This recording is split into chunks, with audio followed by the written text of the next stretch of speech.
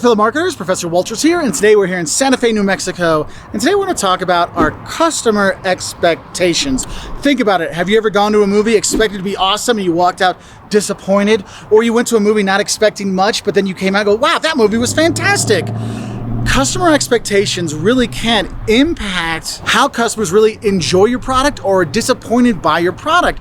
And so what we're going to talk about today is how do we kind of manage customer expectations so we don't end up with that disappointed customer. But the thing is, we have to first start off with looking at is where do customer expectations come from? Well, part of it comes from their knowledge and experience that they've had with our products before. It's kind of like if you know there's a new Marvel Cinematic Universe movie coming out, you've seen the other 30 movies that are in the series, you kind of know what to expect. Okay, it's going to be family friendly, it's going to be kind of action packed and things like that, and there's going to be superheroes I've heard of, and of course there's going to be lots of Easter eggs. You kind of expect those because I've learned that from watching other Marvel movies. So you've learned that behavior, they have that previous knowledge, but the thing is they can actually go and find more stuff out. Have you ever read a review for a restaurant before you went there, or read a review about a movie before you went there? Yeah, it gives you that expectations.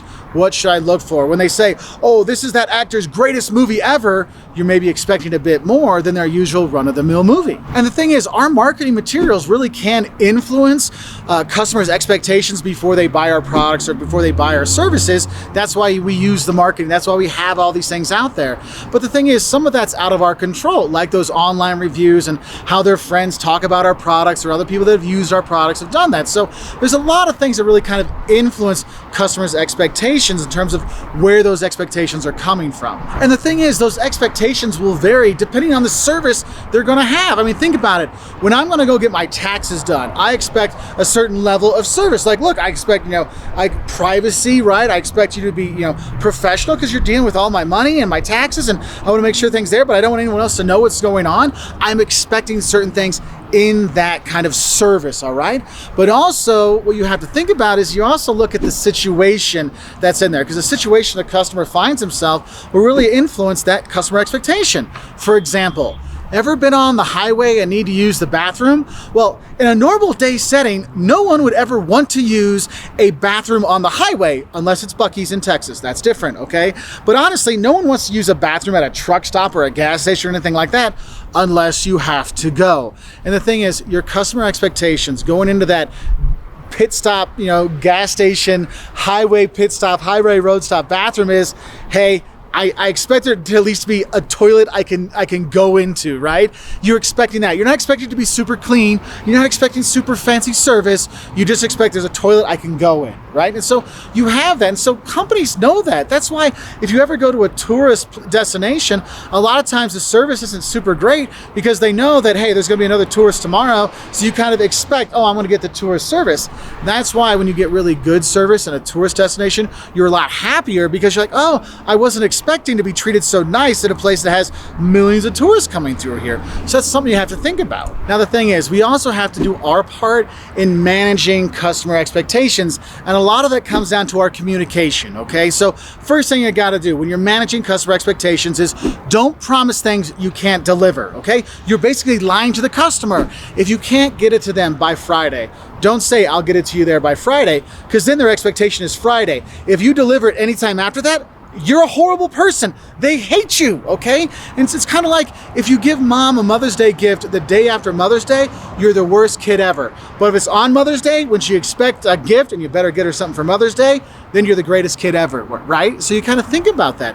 What are they expecting? That's why you might see airlines these days. They're like, oh, look, we made it in 20 minutes early. Well, yeah, because now a lot of them are kind of padding their flight times for an extra 20 minutes or so. They might be padding their flight times a little bit, so it makes it like the old hour-long flight. They give it an hour and a half just in case. So when you get in 5 minutes early, you're like, oh, we got in 5 minutes early? This is fantastic. You're so happy. Whereas if they're 5 minutes late, you have upset customers. So make sure you're communicating with them in a truthful way. Don't promise things you can't deliver. Because if you allow customers to believe things that aren't true, they're just going to be more and more and more disappointed in you, your product, and your company. So that means deliver what you promise.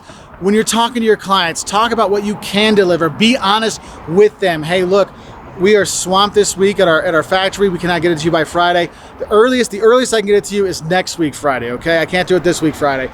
You have that honesty with them. It really is something they appreciate because then they can count on you. They expect you to tell the truth. That's really helpful. But also that truthfulness, you have to be truthful to yourself. You have to be honest with yourself about those expectations that your customers have on you. Can you really deliver that?